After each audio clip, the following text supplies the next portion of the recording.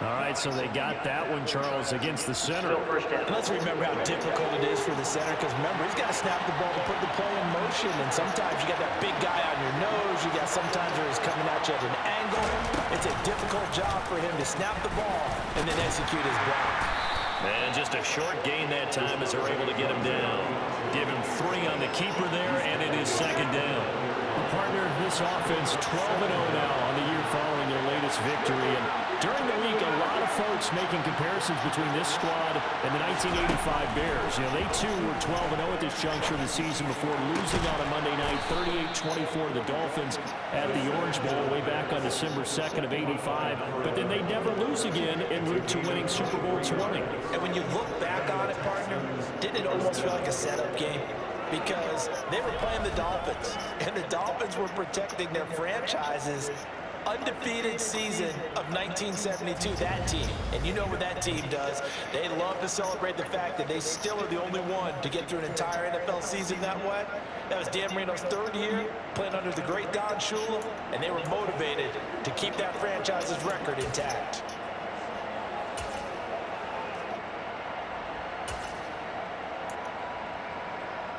Now from Colts territory, here's a 1st and 10 at the 49-yard line.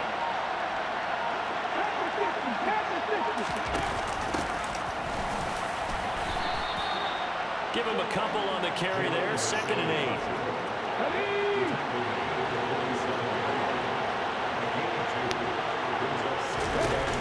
A play-action fake. They'll look to throw. Got a man over the middle, and it's complete. And they'll get him to the ground. He has another 1st down at the Colts' 24-yard line. A good pickup there at 22. That's the number 2 receiver in the NFL in terms of yardage. And tell you what, a few more plays like that, he won't be number 2 for long. Well, that's what often happens when you have competitors running around the field. These guys know where they stand in relationship to yardage, totals, numbers, the whole deal. And let's face it, all of them, they all want to be number 1.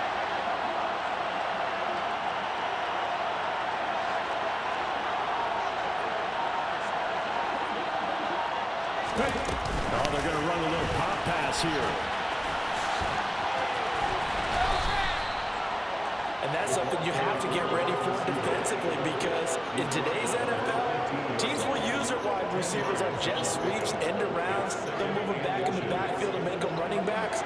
Partner, this was much more of a tap pass, but effective nonetheless. And I think both guys love it. If you're a quarterback, it's an easy completion. If you're a wide receiver, you get the easy reception and also a chance to try to make a play with your feet. 2nd down and inches. And got his man. It's caught. Touchdown, Houston. A great play there. With a lucky number 13 touchdowns now on the year. And the Texans will claim the early lead as they're on the board first here tonight. Charles, every time that he makes one of these plays, I think the front office, they get a bigger and bigger collective smile because they feel more confident that they have found their guy, their future at quarterback. And they should feel that way. It's obvious he's a big part of why they have such a good record this season. You're right about the bright future as well, and by association, a bright future for the franchise too. Extra point attempt to follow here. And the Texans take a 7-0 lead. So that drive, 6 plays, 75 yards. And the result, a Houston touchdown.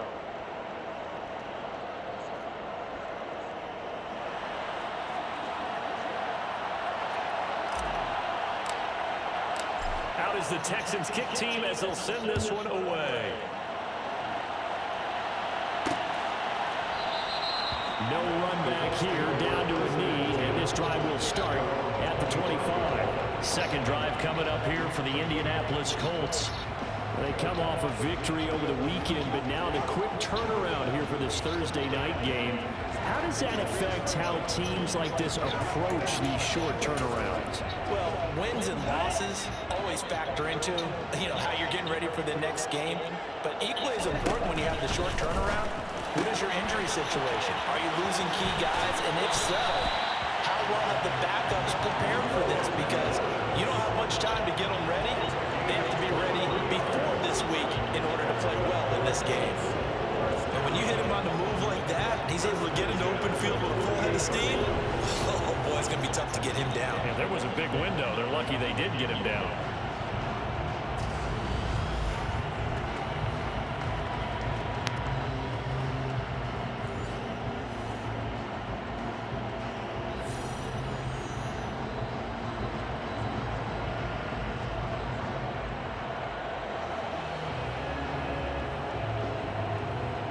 So one play, and they're already just shy of midfield.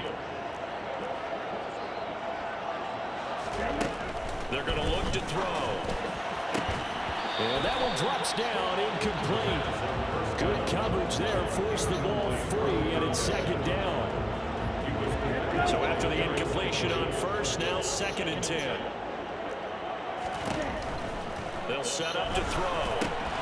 Now they go screen, it's complete. It's a room to maneuver. He's got this to the 30 before being taken down. 23 yards the pickup there.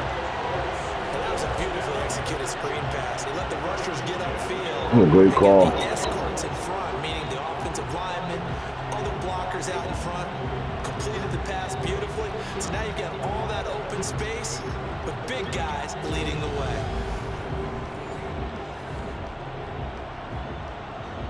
So 1st and 10 now in Houston territory at the 30-yard line. From the gun, they'll try to run it. Oh, and fine work there as he gets this thing down to the 11-yard line. Can you blame him? They got one of the best left sides along there in the league. Nelson, the big boy over there. They're going right at him. Yep.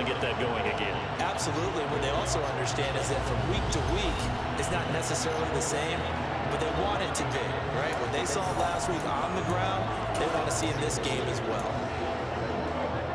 Now 1st and 10 at the 11.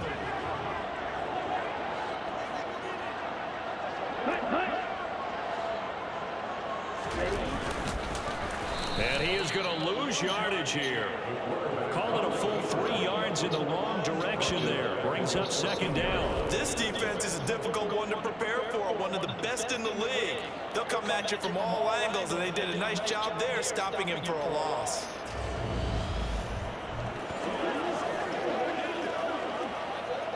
That loss of 3, a rare stumble on a promising drive. Here's 2nd and 13. Blitz forthcoming as he'll look to throw. They've given him some different looks here defensively in the early going. He's only hit 2 of his first 5 passes. With a big 3rd down coming up, he's hoping he's got a play dialed up that can take advantage of whatever the defense throws at him. Blitz coming, and down he goes. It'll be a sack and a loss of 3, but more importantly, it brings up 4th down. It's about how teams are so competitively matched, and you just want to make those plays that give you an advantage. How about right here? The difference between letting them score a touchdown versus holding them to a field goal, that's absolutely huge with the play he just made. And you know he hated taking the loss there on 3rd down. Now Brett Maher for the field goal try. A 33-yarder from the left hash. The kick by Maher is good, and they are on the board, but still trailing. It's 7-3. So they're able to end that drive with 3 points in this one-possession ball game. And ideally, you want to end every drive with points. Most quarterbacks would tell us end it with a kick, right? A PAT, that's number 1. Field goal you'll take. Punts, you really don't want to do that. In this case, they'll take the field goal and get prepared for the rest of the game. And he'll be stopped up at the 25. And as this offense makes their way back out, it's AFC playoff race time as we give you a look. And for them, it's no more question of will they make the playoffs. They've clinched the division title. The question, can they hold on to that number 1 seed? And this is where the mental fortitude comes to play, doesn't it? Because now you're not just the coach talking about it, his team talking about it to each other, supporting each other, carrying each other along, because having that number 1 seed means everything in the NFL. It does. So even though the division title's clinched, shouldn't take the foot off the gas. No, not at all. Play it all the way through. I think we've seen that in recent years in the NFL. The teams that play and play to win each and every game, they're the ones to deal with in the playoffs. Now, meanwhile, here's a 2nd down throw that's knocked away and incomplete. third down and drop to throw. Wide open receiver complete. And he has a big gain inside the 40 before being dropped. On 3rd and 10, they go flying past the marker and get nearly 40 yards. When they've needed a play this year, he's certainly been the guy to deliver. And as this season has gone on, he's been awfully consistent and sometimes spectacular. So how about that for a chain mover? They're all the way down inside the 40 now for 1st and 10. Here's a play fake as they set up to throw. This one complete to his fullback out of the backfield. And they're going to get this down near the 35-yard line.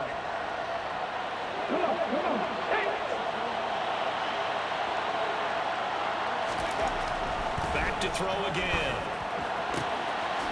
And he's got his and inside the 20 before he's brought down. Rookie to rookie on the hook up there, and it's a 1st down. Those are the kinds of plays right there that show you why he's the number 3 man in the NFL in terms of receiving yards. Also tells you there's a full combination of what he's got going in his game. You name it, from route running to catching the football. That's why he's able to produce those types of numbers. Now a throw out to his fullback is complete. And they're going to be set up now with the ball at the 13-yard line. Charles, Thursday night game. I think a lot of teams probably say shrink the playbook somewhat. Is that correct? I think you're right about that because you just don't have the amount of time that you have in a normal week to put in a full playbook. So as you said, you shrink the playbook, pick out the plays that work best for you. You know what else you're looking for? Who are the freshest guys coming off the last game to play on a Thursday night? Guys have a little extra pep in their step. You go to them early and often. Texans football to start quarter 2. As they go to work on a 1st and goal. Again, he'll drop to throw. And that is caught. Touchdown, Texans. A great effort there. Touchdown number 22 on the season as his guys are able to extend their lead. I'll let you do the analysis, partner, but with every touchdown pass his young quarterback throws and with the success that his team has had, I just continue to be more and more impressed. Let's both do the analysis. Impressed. Aren't we both? Yeah. I mean, why shouldn't we be? We've seen him improve throughout the year. We've seen him settle in now. You can see the confidence of the team has grown. His confidence has grown. I think that everyone around this guy feels good about what they've seen. And it's also safe for him when he's driving home to turn on Sports Talk Radio. He's okay.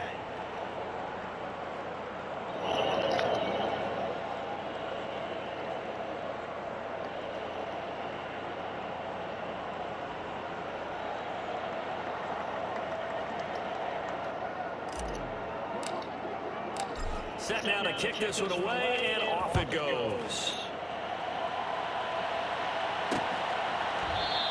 And he'll just take a seat, and the drive will begin at the 25-yard line. And the Colts getting ready to go. They are back to 500 on the year, got the win last weekend, and it's one that kept their playoff hopes alive. And if you do have those hopes, 500 is not where you want to be at this point of the year. Now, we know they've battled through some rough patches this season, so it now comes down to how they're going to finish. Not out of it. Can't afford any more missteps, though. They'll operate from the 32-yard line here, 2nd and 3. From the gun, he'll hand this off. Oh, he shifts past him. Oh, he's got some breathing room. There he goes, left side. Touchdown. Point boy Judah breaks him. Oh my God. A big play there. With his They went over that left side of that line. He's killing it. That's something else. They're able to strike quickly here as they are in for 6. Bottom line, when you play a runner with these talents, Look at, oh my God. He has things to have it. Or the first person who gets there, hold him up long enough for the next wave to get there and get him down. Otherwise, he will continue downfield and find pay dirt. Brett Maher on for the extra point.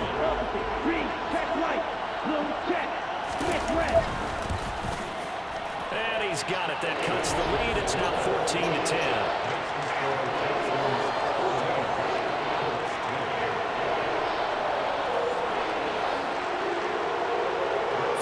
Touchdown. Here's Maher to kick it away.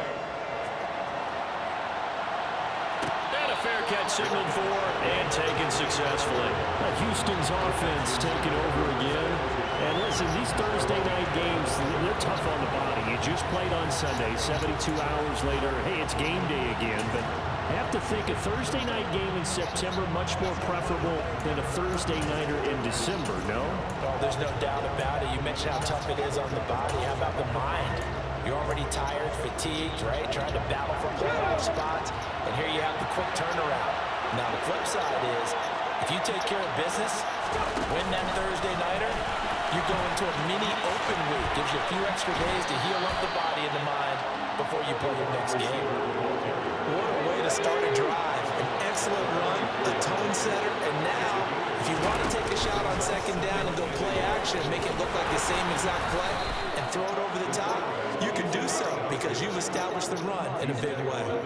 He has enough for the first down, and the keeper a gain of 6.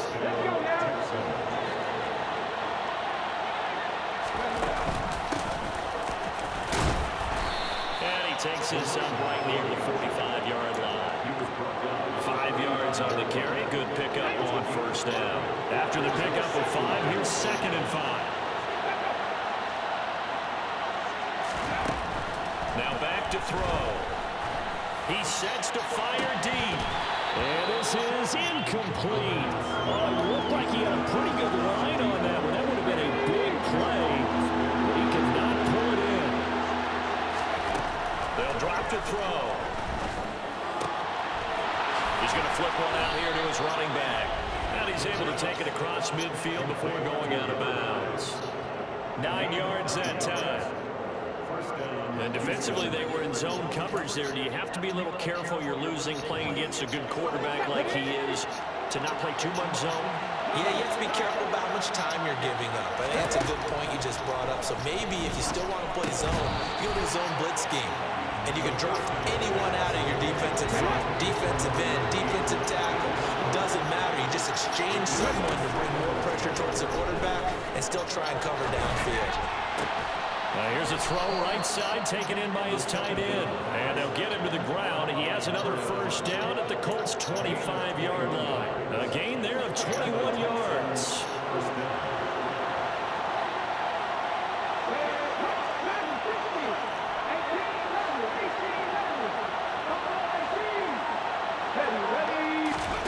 They'll stick with the passing game as he looks to throw. Oh, the ball comes out on the hit, but they'll say it's incomplete. These two teams, they met in Houston earlier in the season with the Texans coming out on top. So if they can find a way to win here in Indianapolis, they would take the season series 2-0. All right, rifles one, and that's going to be intercepted. And the Colts are going to take possession here at their own 6-yard line. Well, it's not the first time we've seen him give one up here during his rookie season. And in this case, zone coverage forced the mistake. He's made some strides week to week in how he's handling the different type of coverages that he's seeing. But clearly, there's some growing still to do. Boy, nowhere to go at all on that first down run as they will get to him behind the line of scrimmage. Yeah, another negative play in an early down situation. This one to start the drive. You're putting a lot of pressure on your quarterback to bail you out when you're in 2nd and 9 yardage. And they'll keep leaning on the running game back to the ground. And he's got room. And now off to the races down the right side. Touchdown, Indianapolis. A great play there. 95 yards. And the Colts have taken the lead. And with that carry, he's already over 100 yards here in the first half. And Carter, you know exactly what he's saying to his teammates right now, right? Especially to the play caller. We talked about not giving up 100 yards rushing. And again. It's not that heavy, sir. I'll take it. Extra point by Moore, up and good. And it's now 17-14. It only took him 2 plays there to find the end zone. The last one, the long run, getting him in for 6 points. And no return on this one as the fair catch is signaled for and taken. Houston set to take over. As mentioned, this one of the hottest teams in the NFL, riding that winning streak into this one, but now playing here on Thursday night. Do you think that this helps or hurts their momentum? Well, ordinarily, I'd say it hurts the momentum because now you get that short week. But when a team's playing as well as they are, it actually allows them to down focus and only worry about themselves and less about their opponent. So when you're playing well, you just worry about the things you're doing well and let the opponent deal with that. They'll look to throw now on first down. Nowhere to go here. He lost the football. And the Colts pick it up. And they are going to set up shop at the 32-yard line. In their locker room, they've got a sign that says defense wins championships. And Charles, they pointed to that this week, said that has to be us. Looking good early. I like how you saw that because of the bold letters, right? You saw the emphasis that they place on that and what they believe in. And for them, it's every single snap. So it's not just a matter of getting to the quarterback and knocking the ball free. They're trying to read when that ball's going to come free. As soon as those hands separate to throw the ball, they want to be there and have a chance to knock it out.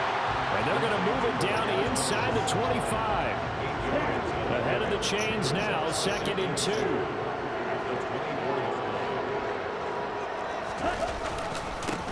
One back in the backfield, he'll get the carry. And on this one, he'll get to the 15, right at the 15-yard line. 122 yards rushing for him so far as his terrific season continues here. For a lot of guys playing this game, there's no better feeling than running right through a tackle. He's able to lower his center of gravity and churn his legs for a really nice pickup.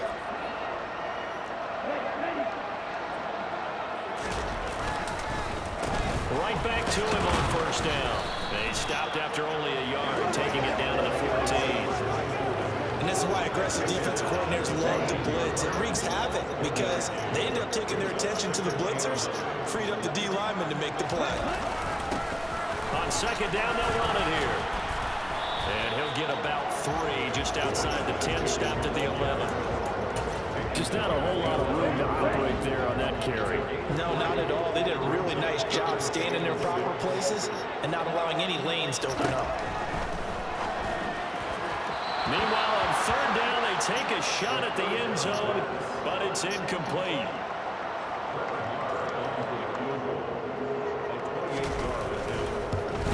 Marr able to put this one through, and they stretch the lead to 6. It's 20-14 now. So they get the turnover in plus territory. The drive stalls out, but still able to get 3 out of that. Yeah, we were able to see an offense and a defense kind of mix and match with each other, didn't we? Both of them trying to make sure that they have the upper hand and the advantage. Offense trying to get to the end zone. Defense, of course, trying to hold them to a field goal attempt. And it wasn't a guaranteed lock 3 from where they started. So, you know, the offense has to be happy to come away with those 3 points. Now comes the Houston offense as they get set to take over here. They're sort of seeing themselves spiral out of control. Let's see if they can get things back on track. And this is where the coach is walking that line of being calm and really being firm with his team. I had one tell me once, you know, when we're having a tough patch, this too shall pass, this too shall pass. And if we kept having a rough patch, he said, but you got to do something to make it pass. And that's what they have to do. They've got to get some control back, get themselves reasserted, and calm things down. See if they can get calm and reassert themselves here. On first down, they'll go to the ground attack. And he's going to get a solid gain of 9 before being brought down. 2nd and right at a yard. You know what really fires up offensive linemen? When the guy that is carrying the ball behind them can create his own space and break a tackle along the way. On second down, they'll run it here. And he'll get it inside the 40 to the 39. So from the 39 now, they'll come up on a 1st and 10. And we've hit the 2-minute mark in this first half of action.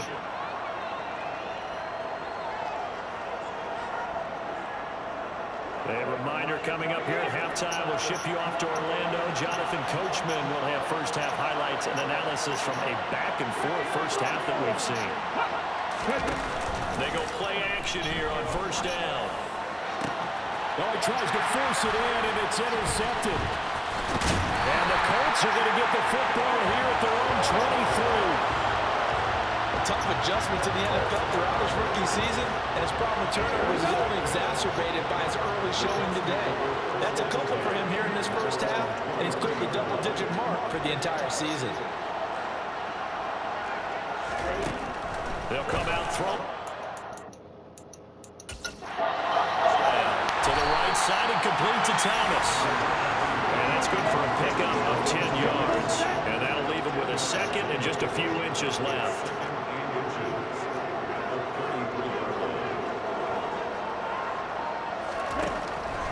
They'll look to throw here. Well, throw for Pittman is intercepted. And the Texans are going to take possession of the football. And that's what we've seen from this defense all year long, because they've been so good at finding ways to take the football away. And they just gave us another example right here. A strong defense, that's something you're going to need to rely on come playoff time. And this crew has got one. There's no doubt about that, Brandon. And now out comes Houston. And now they start in plus territory following that turnover, as they'll try to get some points here before halftime.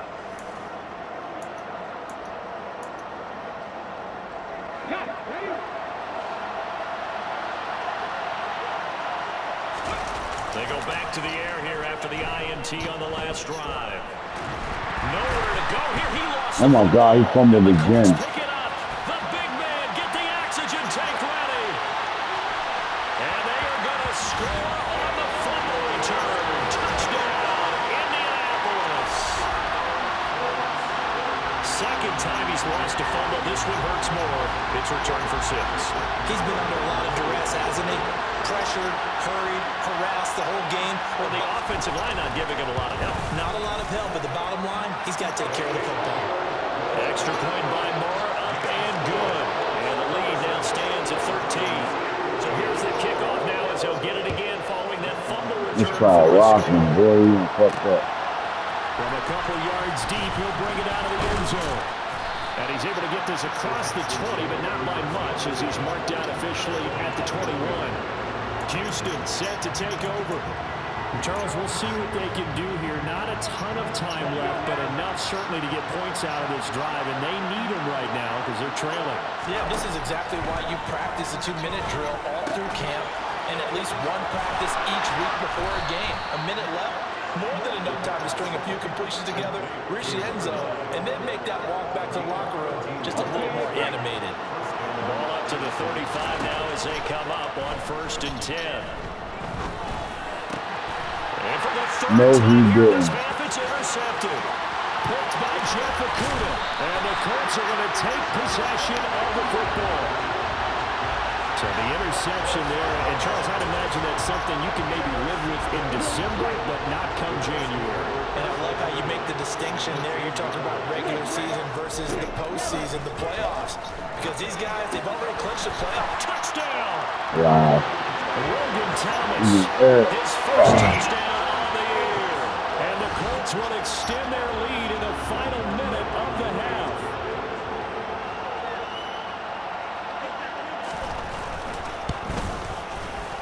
Extra point by Moore, up and good.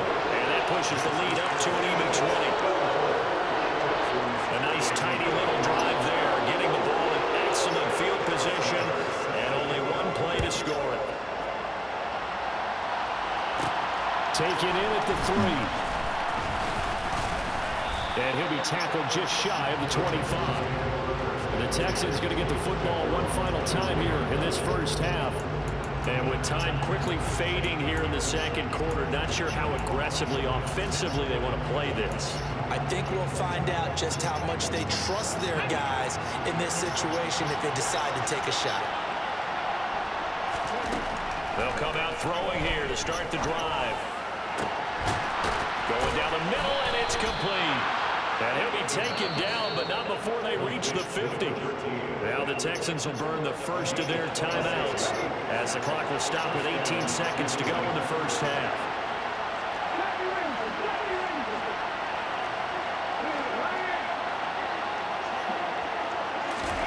From the midfield stripe, they'll look to throw. He lets this one fly toward the back of the end zone. And got his man. He's caught. Touchdown, Houston. Boy, Charles, this offense is just so explosive. They lead the league in scoring, and another example of just how good they are right there on that play. Yeah, we often overstate about how explosive teams are, but this team is truly a threat to score on every snap, especially on the first few plays of any series. And a big strike The house that Marvin adds to built. their reputation as the league's best offense. Point after, right down the middle, and that cuts this lead down to 13. The long touchdown pass gets him 6 on a very, very tidy 2-play drive that time. So not much time to speak of remaining in this first half as the kick's away. And not wanting to risk anything here late in the half, will just take a knee and they'll bring the football out to the 25. The Colts come to the line ready to start their next drive.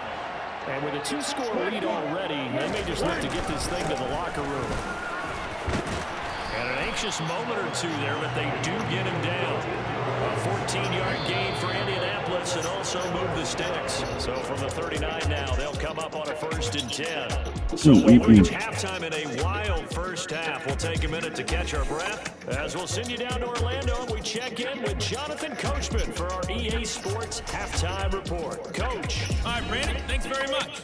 We'll get back to you two in just a moment. First, we just want to give everybody a look ahead to what's in store for us this weekend as we enter the final month of this NFL season. As far as the early games go in that 1 o'clock window, we'll be focused on that game in Nashville.